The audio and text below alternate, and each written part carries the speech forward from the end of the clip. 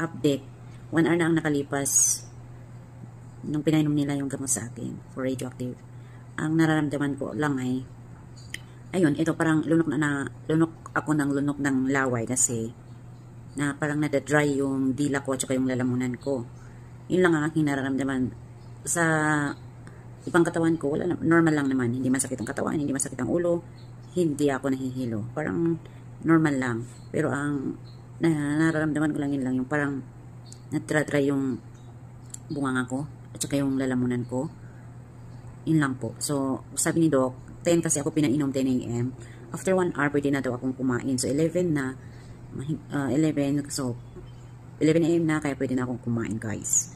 So, i-update ko ulit kung baka may mararamdaman pa akong nakakaiba mamaya. So, kain muna tayo, guys.